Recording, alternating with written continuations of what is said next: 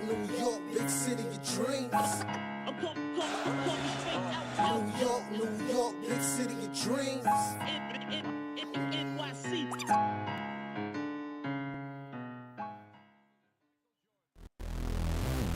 There we go. All right.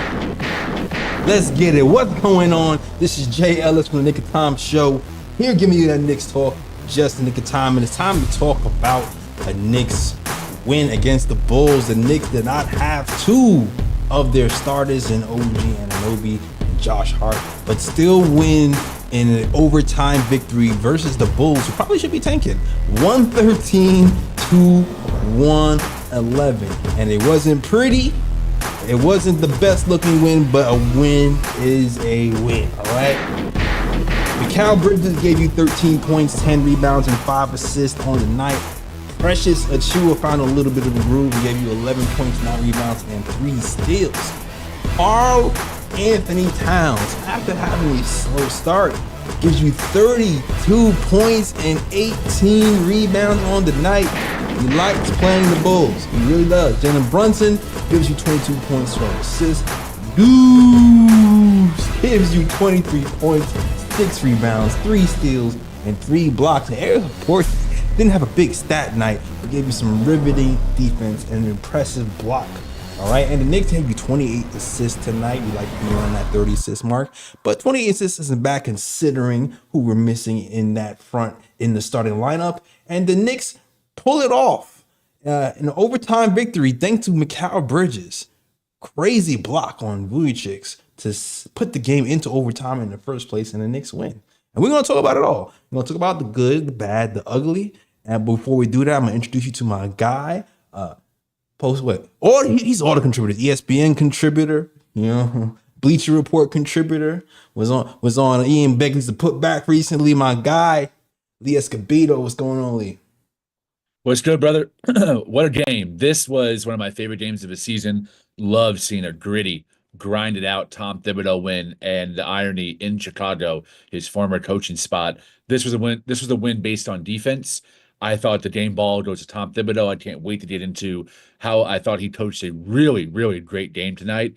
Great decision-making, great rotations, great guys he put in the starting lineup. I thought the Deuce McBride starting, what a revelation he was. So many good things to talk about. And a game where we were still checking off rust, still checking off a gap in playing and having to get back into the rhythm. But I thought we really grinded out with great defensive IQ to close the game in overtime. Yeah, absolutely. The defense was there from start to finish. There were a couple of lapses in certain places, but I thought we competed. And we'll start with the defense, man. We'll start with the defense because both teams, whether you can say it's rust or you can say it's defensive intensity, didn't start out shooting the ball well. The Bulls, historically this season, they're a team that pushes the pace. Sometimes the Knicks have had problems all season keeping up with teams who like to run. The Bulls in particular, they've killed us a few times just running and beating us to spots in the transition, but I thought the Knicks did a really good job of just competing and being there in transition for most of the night and actually beating the Bulls at their own game. Really, we actually had more fast break points than the Bulls. So that's something to note.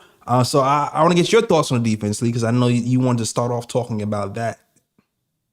It was a battle of blitzing. Both teams were doing heavy blitzing coverage against the pick and roll. I thought the Knicks did it better just because we have it's hard to stop Jalen Brunson, period, in PNR. But the Bulls, I thought Thibodeau had a game plan. And it was a great game plan, and he also adjusted in that game plan as the game went on to full maximizing potential and limiting specifically Kobe White, who I thought the Knicks did a really great job locking up. And the reason for it was the unbelievable screen navigation by Mikal Bridges and especially Deuce McBride. I watch a lot of hoops. Deuce McBride might be one of the best screen navigation point of attack defenders in the entire NBA. His IQ is off the charts. His foot speed is off the charts. The way he uses his body, the way that he uses his wingspan. It's also the grit of knowing I'm going to battle through this to limit the three-point shot, knowing that's been a curse for the Knicks since under Tom Thibodeau, and really taking the onus coming off the bench and then starting tonight to really be a lockdown point of attack defender and really be the guy that sets the tone in screen navigation. I'd seen that effort trickle down to Bridges and OG and even Brunson and Campaign. Absolutely excellent.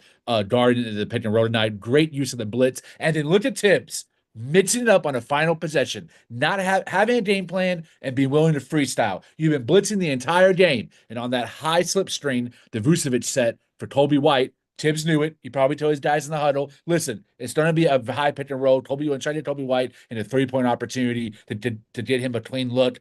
And what happened? Precious read the play perfectly. He really locked in on the perimeter and made sure that Kobe White didn't have a catch and shoot opportunity or a quick off the bounce opportunity for a three, and actually had to put the ball on the floor and play make. And Kobe White's not a strong playmaker. A play like that, a defensive switch like that, could have cooked you if it was a Cade Cunningham, a Ja, a Jalen Green. But it was the right move to make on Kobe White, who is a very good pull-up three-point shooter, one of the best pull-up three-point shooters in the NBA, and Precious and Tibbs coordinated to guard that last action perfectly. I loved that he didn't spam another blitz, but he said, you know what, let's switch on that and let Precious take the ball handler if he ends up on Kobe White. Absolute perfection to end the game. That's why I did a game ball at Tom Thibodeau. Excellent defense.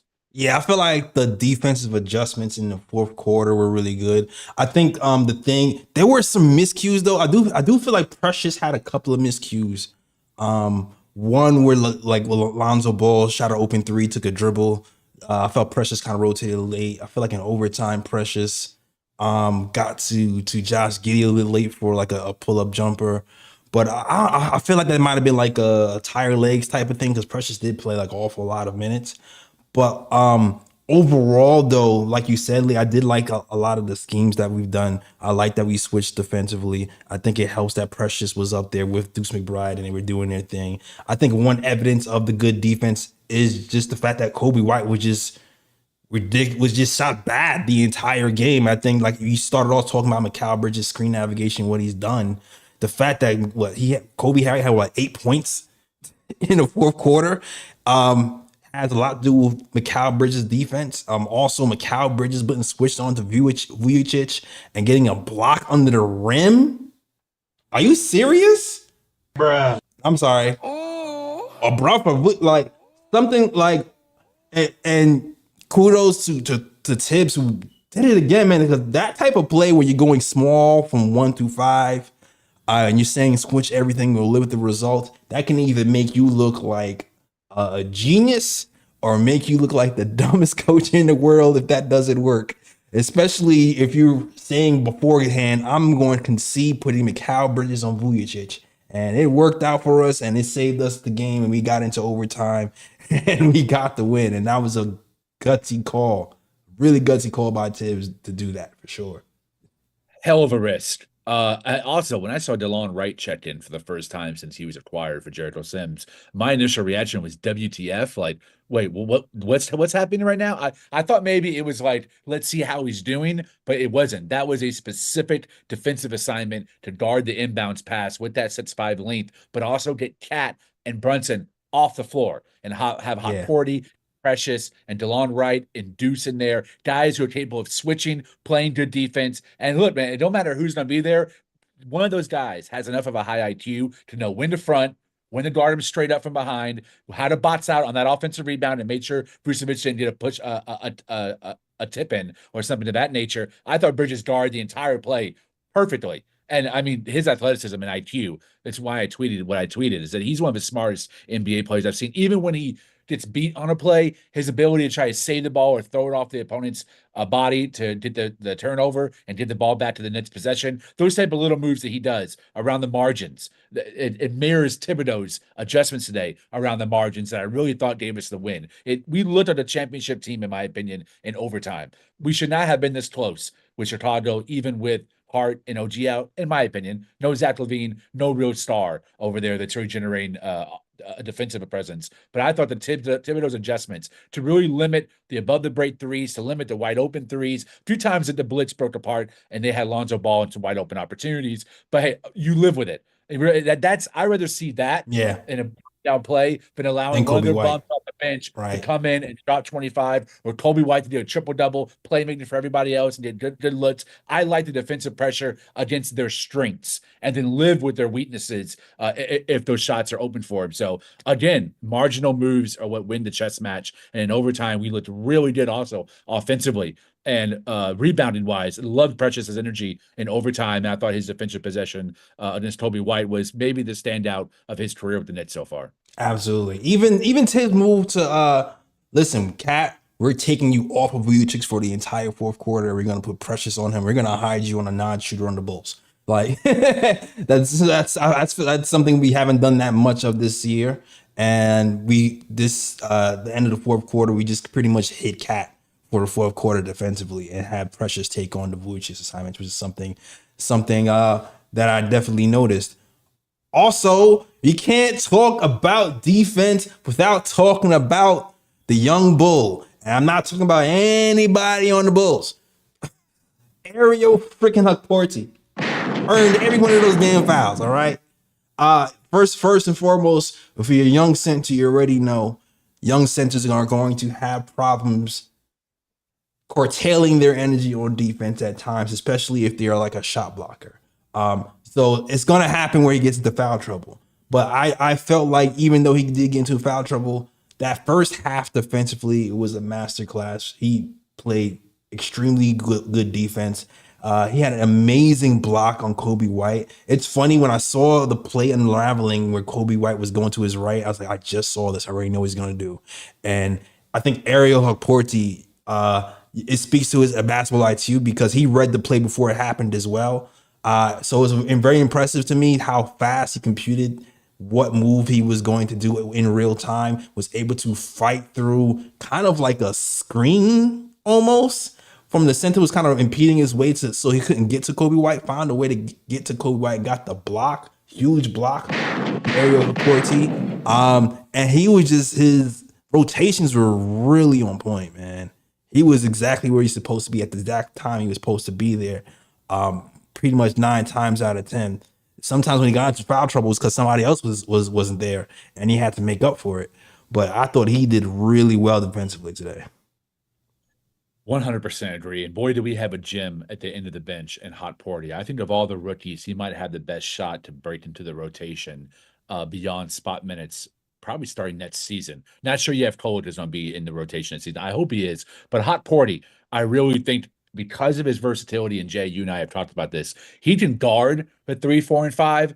I might argue he could play the 3 on offense. I saw that little midi floater, and I was like, there might be an intermediate game here where we can really structure because of Cat's passing in the high post and Brunson's the attention Brunson draws with his offensive ability. You might be able to get away with having some really dynamic Hukporti lineups at the 4, maybe the 3, based on how his shot evolves over the next 12 months. I think this summer that needs to be the main thing that he works on is catch and shoot threes in the left and right corner. Just become a mimic of OG and Mikal Bridges. The system allows for those shots in a Tibbs offense. They're there for you. Grimes couldn't hit them in the postseason. Devo could. If you want those shots, they're there when you're the 4th or 5th option in Tibbs' read and react offense. I think Hukporti can really thrive with this. And defensively, man, I think he's got a little Atari Eason in him. Maybe even a little Jonathan I. He's got athleticism, starts. My boy's a dog. Yeah. He don't play like a. He actually, it's not just his physicality, it's his intelligence. Yeah. He has a veteran, stable energy on the court. Doesn't really make rookie mistakes. If he gets beat, maybe because of lack of team communication or team mistakes on rotations. Not so much him, where you mentioned sometimes Precious can get beat or miss a rotation defensively. Don't see that so much from Hukporti in terms of making errors on the court. I think that's why he's gotten Tibbs' trust, and I think that's why he made Jared Sims expendable. And I think the future is very bright for this kid. Another fleece by Leon Rose and Walt Perrin of the Dallas Mavericks. You love to see it. Yeah, I think his experience before he got into the NBA overseas really helped him kind of be beyond his years. Because like you said, like you just see it, man. He just gets a lot of it, even through the rookie mistakes.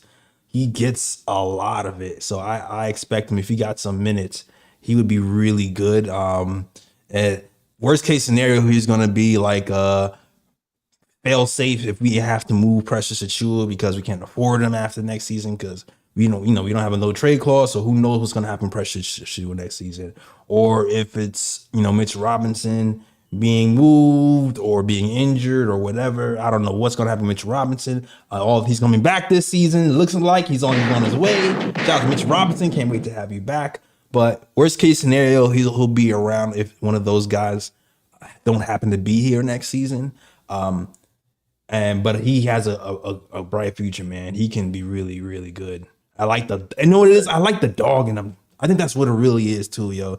It's the natural aggressiveness mixed with the IQ that you see early. I like in his game for sure. I'm not sure why he fell so low. I think he was the last pick in the entire draft, if memory serves correct, by the Mavs, and then we traded for him. He really, to me, has first round talent.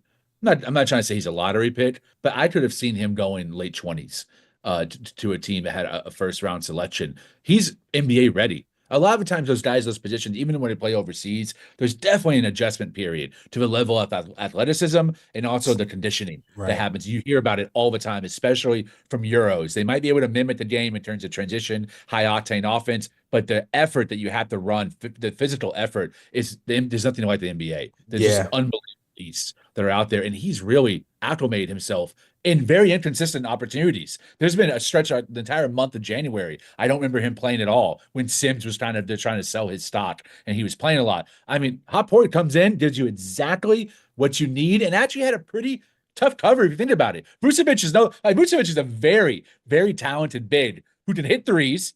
He's got a mid-range game, and he's unbelievable face-up and post-up around the block. That was it's all around, man. It's really impressive. Yeah. Both by Hukporti guarding Vucevic and also McBride playing excellent defense on Kobe White as well. And Ayo when he was switched on to him. Yeah, it's that G-League experience, man. I think having Kolek and Hukporti in the G-League really helped them. Like even like when Kolek he was like G-League MVP. He was even Kolek, he looked kind of off for a stretch when he was with the Knicks.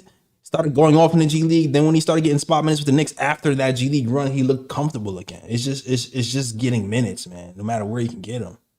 Do you remember that bum ass rumor that was going around? I think it was like December around Christmas time that like the Knicks weren't happy with the development of their rookies and they were looking for a new G League coach or something like that. It was the person. I think it might have been Bondi. It was someone semi-legitimate that circulated the rumor, and I was like, how can you say that? Like you just said, Kolek was G League MVP. Oh, yes, I do remember that. Yeah. I think the Knicks won the G League championship. Yeah, I'm like, bro, we got 3 really solid rookies, and the game tape on McCullough, if you watch him in college, he's a defensive ace. I think there's potential there, too. Like, what are you talking about? Our developmental system from a G League on. Look at Deuce. He's a great example of how a Knicks player becomes unlocked in a microcosm of Tibbs' system in the G League. Same offense, spread offense, read and react. A lot of switching if you're a point of attack defender or if you're a big. Like what you do in the G League for them, you do in the NBA for Tibbs. So I didn't understand that criticism, and it's definitely being proven wrong. I agree. Definitely proven wrong with. Look, we done well drafting our young guys from IQ to the Deuce to all those guys. So I'm happy with our young guys. So let's get it. Oh, yeah, we got other people to talk about, though. We have so many other people to talk. Like, can I talk about Cat for a second? We can talk about Cat. I want to talk about Cat and Brunson tandem in general, and the Cat and Brunson pick and roll in the overtime. I think I just want to lump all that together because I know you noticed, Lee. I feel like All-Star break. Tibbs comes back. Tibbs don't take breaks. Everybody was on break. Tibbs don't take no damn breaks. Yep. Tibbs was in the lab, was like, all right, how can I use Brunson and Towns a little bit more? And it seemed like we were spamming that pick and roll between Brunson and Cat in OT. It kind of reminds me of like people were kind of criticizing how come they don't use Dame and Giannis in pick and roll enough, and then like toward later on they start just spamming that. I feel like that's starting to happen with us. Like I think Tibbs right now is like, how can I use our 2 best offensive players more in tandem? And we saw a little bit of that in overtime. We went to them like 3 or 4 straight times, and Cat was just on a roll. And I think the more we can start to get that together, the better it'll be for us come playoff time. What did you think about? What do you think about that, Lee? I think all the metrics this season is that they have been one of the most highly used and effective points per possession as a pick and roll duo in the NBA for the entirety of the season. Most of the data that I've looked at has confirmed that. Nah, I feel But yeah, this is a game again. More flowers from a man Tom Thibodeau. Sandman, I hope you're in the chat listening. Tom Thibodeau saw a team that's maybe of wow. There might be two or three other teams that are more incapable of switching on defense than the Bulls. Their backcourt severely undersized. Vucevic, an absolute cone. So they didn't get trapped in some really bad matchups when you spam and pick and roll, especially Vucevic. I thought they really attacked him and attacked him physically. Jalen Brunson was able to do whatever he wanted. And they were trying to blitz him a little bit too. But one of the things that when you do that, Brunson becomes playmaker, and Brunson is very able to find his spots, use his counters and footwork to still get a bucket, or use that ability to find guys who are open. And you saw a lot of that back and forth between Brunson and Towns, and then Towns would start running screens for Precious and Hukporti, and they were doing a little bit of a two-man game too. So it's really dominant. It's the most used play in the NBA right now. The game's become a bunch of shooting threes and pick and roll. And the Knicks, to me, have one of the best pick and roll weapons in the NBA. And there are some teams, like the Bulls, where you should spam the absolute shit out of it because you're going to catch somebody in a mismatch. Now I agree, but you know what it is? You know what it is, Lee? We do have one of the deadliest pick and roll games between Karl-Anthony Towns and Jalen Brunson. But correct me if I'm wrong, I don't feel like we've done it a lot in the end of games. Is it just me?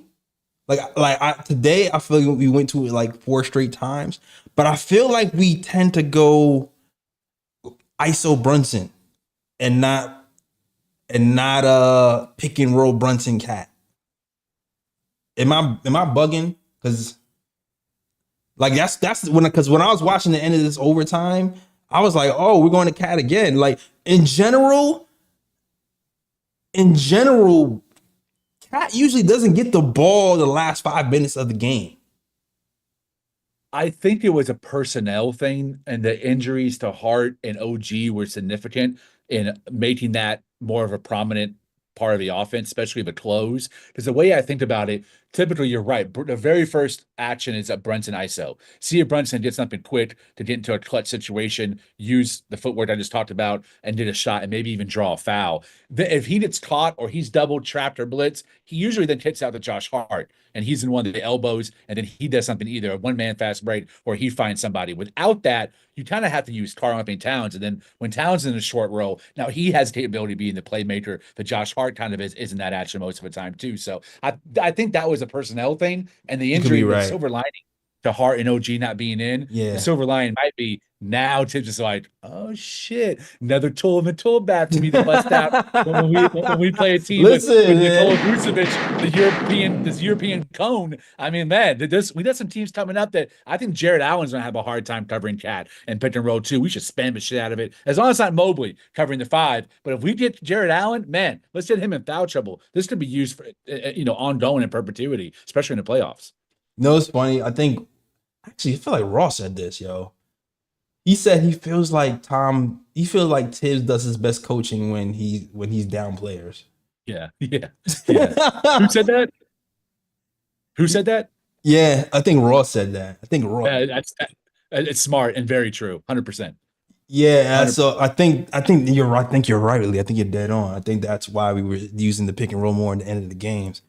Because sometimes we do what we do. I think we do like the Cat at the top of the key, and then kind of like off-ball cuts from McCall and OG. I think that's what we usually go. We go between that and the ISO Brunson, but not the pick and roll Cat Brunson. That's Deuce was in a lot of the routes that they typically run for OG off ball in certain positions on the court to try to hit a 3 as a third option if the play breaks apart. So I think that's why you saw more Deuce as well too, and more volume from that position, the 2 darts, 3-point shooting, because those are a lot of the shots that OG's getting and Josh Hart's getting. Josh Hart's getting because they're leaving it wide open, but Miles Bridges was able to develop those shots off the dribble and get it within really good defense as well. So I think it's like 2 more weapons we have now in our Swiss Army knife to employ. Both the pick and roll with Cat, but also Deuce McBride as a shot creator on the perimeter. That pull-up three is, man, that's my guy. I love me some Man, Deuce. I was saying that right before All-Star break, Lee. I was like, the thing I'm keeping an eye on is Deuce's ability to create off the dribble, because he's been he's had not even create off the dribble, shoot off the dribble with tightly contested defense, because that's kind of been a thing over the last, I would say, 10 to 15 games or so, where there'll be guys who are just kind of draped all over him and he'll still end up making that shot. And it's not just catch and shoot. So when it's one thing to be a catch and shoot option, it's another thing to be a bailout option when you don't have anywhere to go. Style, like Dante DiVincenzo. Exactly. If we can replace Devo's production, and we talked about this preseason, and we were all pretty much in agreement that we saw McBride having the potential to be that Devo, that bailout option, perfectly coined in the Knicks offense. When Cat's getting shut down or Brunson doesn't have it, you need that guy who can create off a dribble in high pressure situations. And last postseason proved Deuce is ready for the moment. He wants the moment. He has no fear, and I hate saying this because I loved IQ, but it's what I always wanted from IQ. That ability to develop a shot out of traffic when you're the one who's blitz on the perimeter and you can still create space because of your handle and your IQ. Damn, if we don't to the playoffs with that off the bench as our fifth, sixth option offensively, man, we can really shot some people in a run. It's, to me, he's the X factor. His development on offense on ball is the X factor for us going into the postseason. Yeah. The thing about this team is I feel like there's so many little X factors. Like I feel like OG's an X factor. I feel like Mikal Bridges is an X factor, because like there was a time where Mikal Bridges was on the floor by himself. There was no Brunson and there was no Karl Anthony Towns, and it was like, all right, he has to create right now. And all the shots he was missing in the first, second, and third quarter, he was hitting in the beginning of the fourth. So I'm like, it's like, damn, if he can take over a game by himself in big moments in the playoffs, that's another weapon we can have. I think the beauty about this team is there's a lot of X factors to me. I think it's a gumbo of talent that's going to take some time, but there's a lot of possibilities with this team with time and patience and chemistry building, for sure. I agree. You could make that claim about Precious or Campaign, maybe Landry Shamet if he starts finding the confidence again. I agree with you that OG to be one of those guys too. If Hart's 3-point shot is like 41% or 45%, whatever it was in the postseason last year, that's an X factor. To me, Deuce, I say Deuce as my pick because of all the X factors, he has the highest ceiling. I think his potential is what Devo was for us. And again, if he can be Devo off the bench, holy smokes, man. I don't know who can beat us. Highest ceiling, that's a big of all the X factors, yeah. Highest ceiling than the Mikal? Well, I think we know what Mikal is. Like Mikal's floor is way better than Deuce McBride's. Oh, okay, floor. I see what you're saying. Yeah, but I don't think Mikal has much more to grow into. I think what he is right now is what he will be for the majority of his career. Same with OG. There's a little bit more they can get to, but Deuce, I think there's a 19, 20 point per game player there on 41%, 7 or 8 threes a game. Basically, Kobe White. I think that could be Deuce in a smaller size. But man, yeah, if he heats up and he's Devo off the bench and he's able to create threes like that off the dribble, wow, that's a component our offense currently does not have. Yeah, that's a fact. I agree with you. Okay, once you break it down like that, Lee, I see exactly what you're saying. Yeah, that changes everything for me, for sure. Salute to the chat. Let's go, chat. I see you guys. Chatting it up in the chat. I thank you guys for watching. If you like this show, hit that like and subscribe. We're here after every game talking Knicks basketball. So, of course, you're going to be here right after All-Star break talking Knicks basketball with you guys. And, of course, we're going to be here. We're going to be tomorrow right here again talking Knicks basketball, because tomorrow is Knicks Cavs. So be here. Or be square. All right. Let's get to these chats. Shout out to the people in the chat. I haven't shouted you out. Shout out to Keith Watkins and the Grill, Picks for Timmy, Knicks Nation. Let's see who else we got. Nick Yak. I said Picks for Timmy already. Glamour. Shout out to Glamour. Long time no see, Glamour.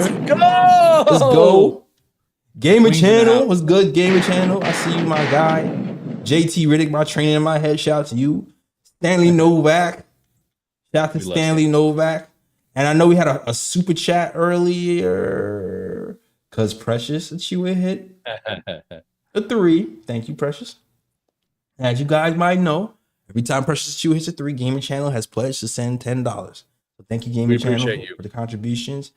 He sends a $10 super chat. It says, I'm happy Mikal Bridges showed up in the fourth quarter offensively. He played great defense on Kobe White all game, hit big shots in the fourth, and he had the game-saving block as promised. Precious for 3.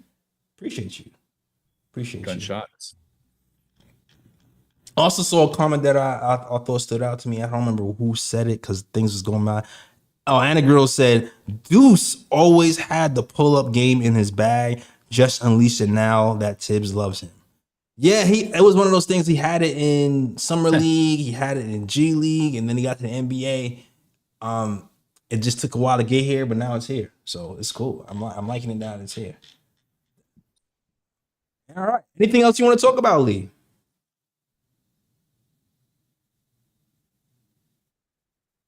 You know, something else I feel like I spoke into existence, Jay.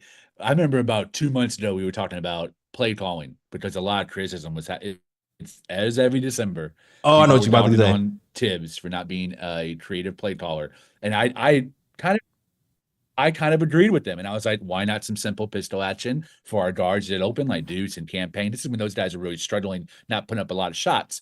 Boy, since I said that, pistol action has become a key part of our offensive flow to start quarters, specifically to start the second quarter. And it's one of the reasons why I think we lead the NBA in second quarter points right now is that pistol action gives a lot of the guys that bench unit that's in typically Campaign and Deuce opportunities. This game, second quarter, I saw pistol action for Karl-Anthony Towns with Jalen Brunson as a screener. How incredibly offensively creative is that? Of all guys, you're getting Towns open above the break because he wasn't shooting too well for that game to try to get him in rhythm. Now, he missed both of 3-point shots, but that type of thinking, that type of creativity is why I think Tom Thibodeau really is not the coach the haters make him out to be. Certainly has his flaws, but my man's been freestyling since early January. You know what, Lee? Like, the thing with Tibbs is he's run pistol action before. Like he's run it before. So not with this iteration of the team. I think really what it is we have a new team. So I think he's just putting things in phases. I think that's what it is. It's like, all right, we're getting to know each other. Karl-Anthony Towns just got here literally right before the trade deadline. So it's not like, it's not like we had all summer to train with Karl-Anthony Towns. And there's like, he had to put things in as they went.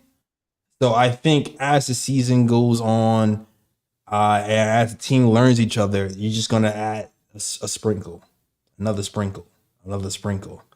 So I think that's why the pistol action and other plays are starting to come in, might be starting to come in kind of late. That could be something else to keep an eye on.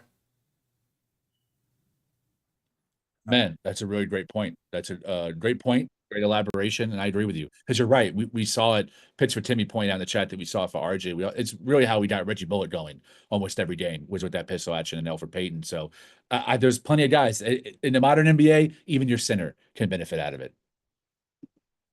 Got it. Oh, okay. Fritz is talking about he said he wants to talk about the 15th roster spot in the false Chris Dartes. The false Chris. That's funny. Man, listen, man. That's why I only listen to a few people when it comes to these rumors. I don't be listening to everybody. So y'all be seeing these false rumors. I don't be seeing the false rumors. I'll be seeing stuff from like 2 people. To be honest with you, I get why Chris Duarte would be in a Knicks rumor though, only because the Knicks have been rumored to liking Chris Duarte from the inception, and we supposedly missed out on him back when he was a rookie. So I can see how that could happen, but Chris Duarte is not a Knick. TJ Warren has been the name that has been on the radar since before All-Star break. And that's probably most likely going to be the name to be signed to the New York Knicks. We'll keep an eye on that. Things can change. Things happen all the time, but I feel like it's going to be TJ Warren. I hope it is. He's my pick. He's earned it.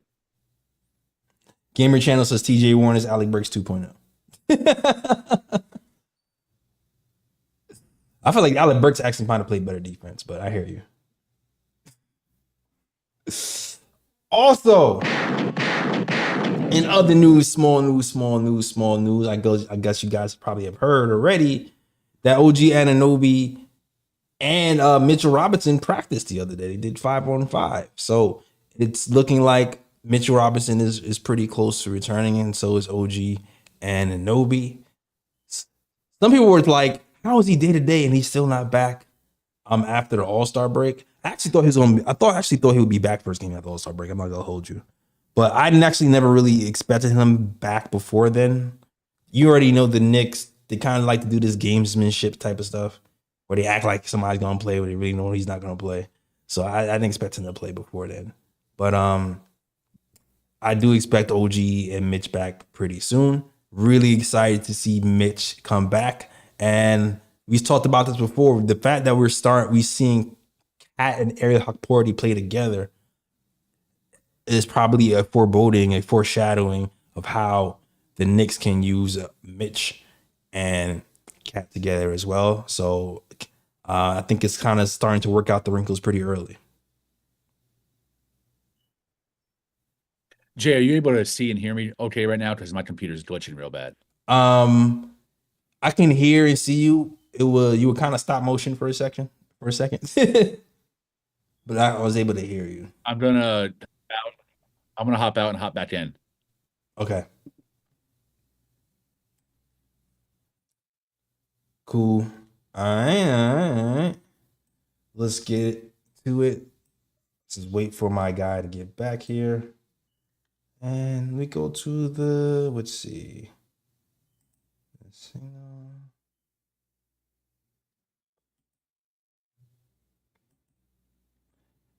Is it my computer messing up? It might be my computer messing up. Okay. Yeah, my computer's messing up as well. See, I got the high-speed internet. My computer shouldn't be messing up. Oh, in other news, and shout out to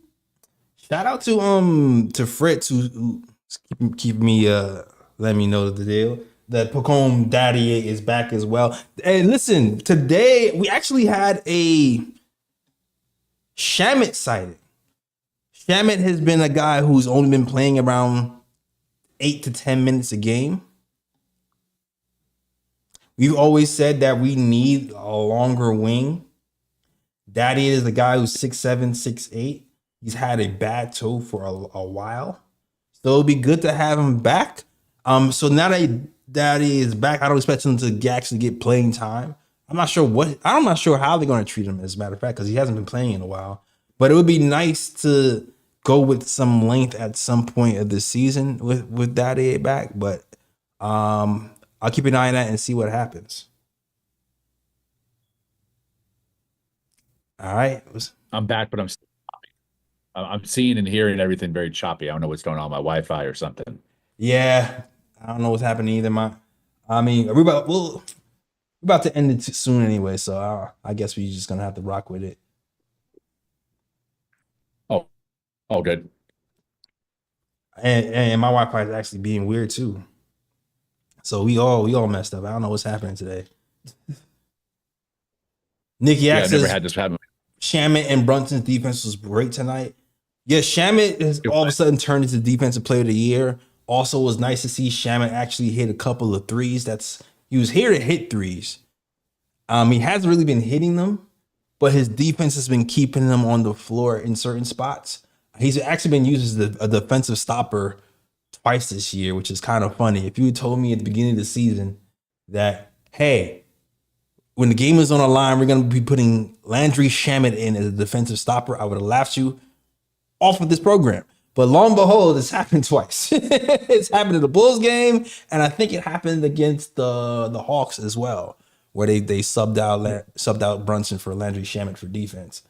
So Yep. good game for Landry Shamet, 7 points. When his feet was set, he was able to hit his threes today.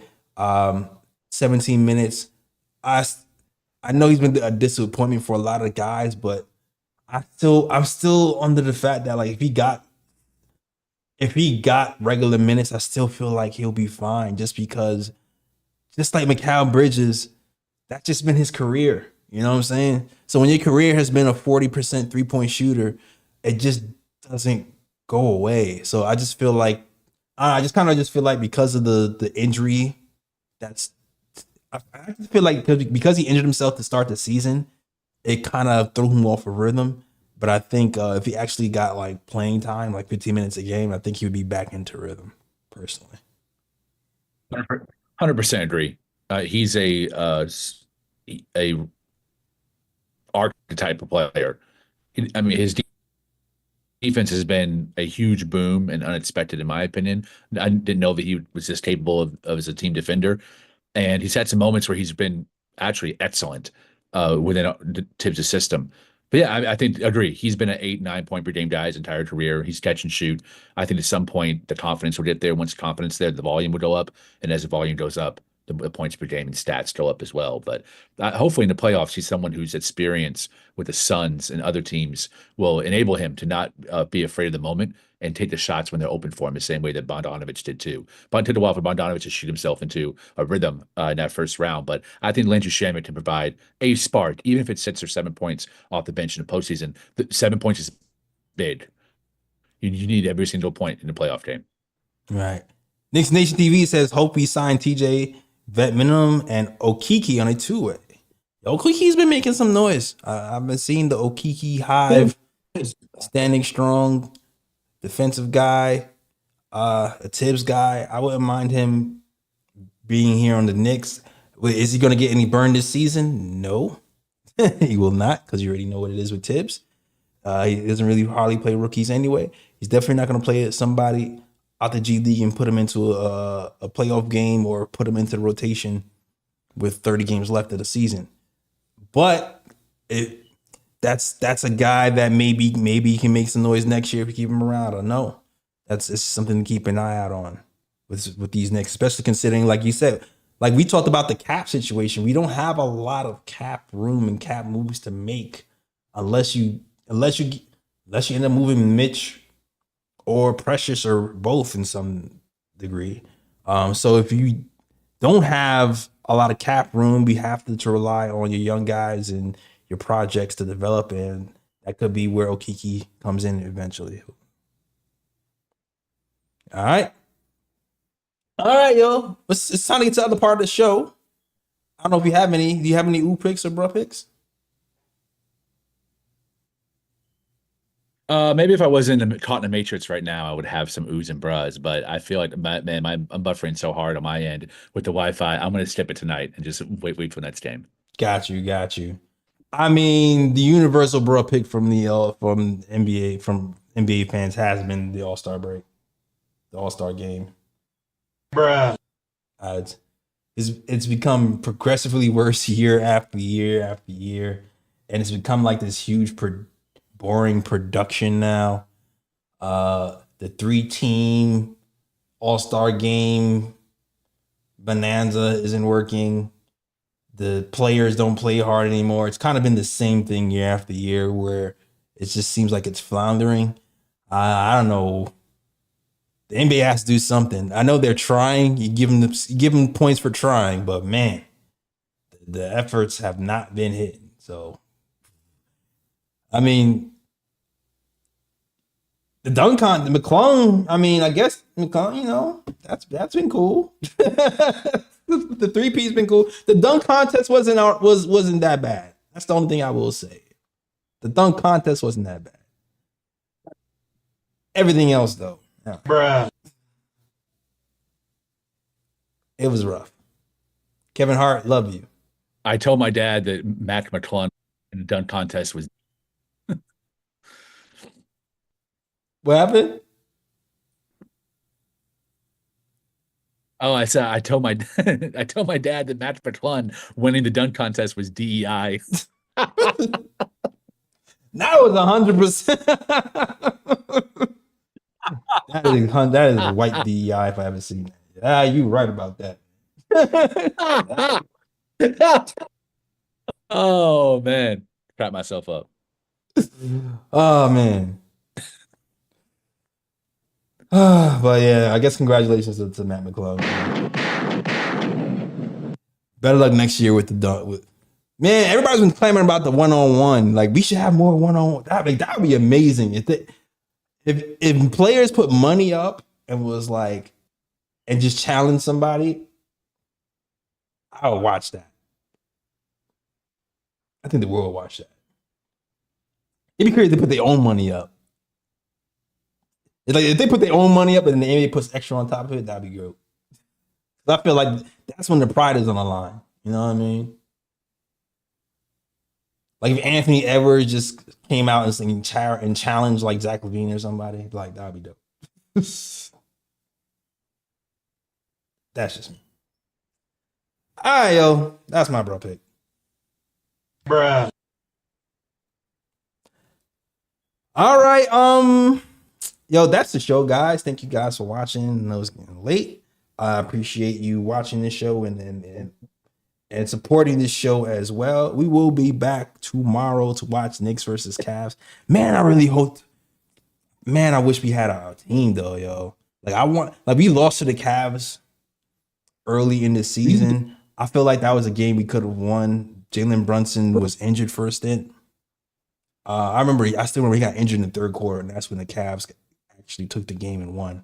I feel like we're a better team now, with a better identity, that doesn't rely as much as on Brunson as we did earlier this season. But now we're down players, so it's not gonna be the same lens that I really would like to see this matchup on. So I definitely, if we win this game, it's definitely going to say something because we're missing two starters winning this game. If we lose this game, I'll be tight, but I feel like we're missing two starters. You know what I mean? Like it's kind of one of those things in my mind. But I'm definitely looking forward to the game tomorrow versus the Cavs for sure. Oh, Gamer Channel. Same here. Gamer Channel. Thank you, brother. Bruh pick. He said his next bruh pick goes to Bobby Portis. Bruh. Bobby Portis gets suspended 25 games for drugs, performance enhancement drugs. Check his piss. Crazy. The thing is,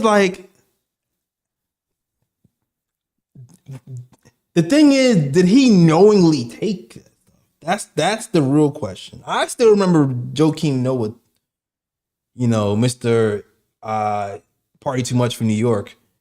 He had some PED problems when he was here, but I don't necessarily know if he knew he was taking PED. Like, here's a vitamin, here's some concoction that kills you. So I don't know the details of that, but man, 25 games, huge blow for the Bucks. Bruh. Yep. All right. Well, that's the show, guys. Thank you guys for watching. I'm pretty sure Lee's gonna leave his book recommendations if he has any for tomorrow's game. You can let him know where you can find you real quick.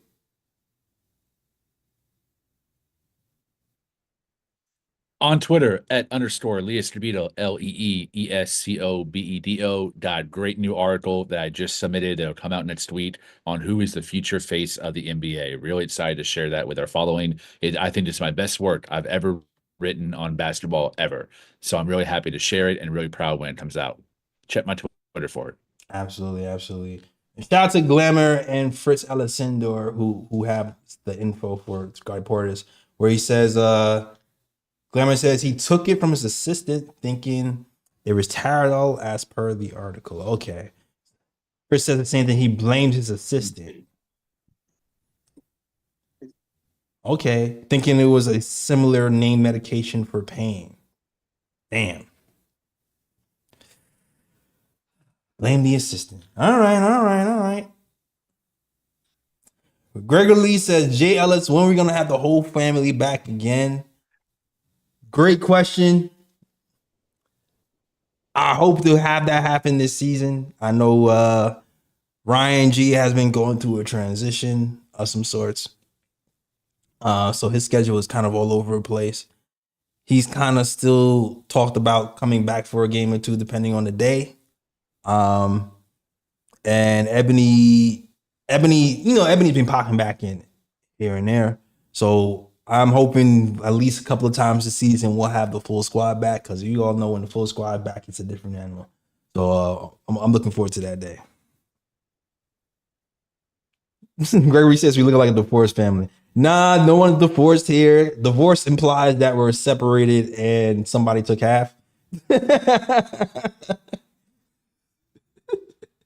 Nobody's separated. Everybody's welcome back. It's just life be lifing. Like there's no beef, there's no nothing beefs. Like that. We just, it's just life be lifing, and things people gotta do what they have to do in their personal life. So that's all it is. So there will be a time where all of us will be back in the same spot for sure. All right. All right, yo. That's the show. Thank you guys for watching. You can follow us at the KOT Show on Twitter, the Knick of Time Show on Instagram, and the Knick of Time Show on Facebook as well. And make sure you follow us tomorrow. Shout out to you guys in TikTok land who are watching. Shout out to Lon A. Shout out to Anthony Fu. We here after every game talking Knicks basketball. If you're interested, we'll be here for Knicks versus Cavs tomorrow. Also, shout out to people in YouTube land. You already know. People follow this gaming channel. Felicia G, Glamour Knicks, Anna Grill, JT Riddick, Nick Yak. Everybody's rocking with the KOT Show. I appreciate you guys. All right. That's the show. Thank you guys for watching, and as always, shout out the Worldwide West. Everywhere we go, we leave a worldwide mess. It's a mess out here in these Knicks streets. That's the show. We out of here. Peace. New York, big city of dreams. New York, big city of dreams. NYC.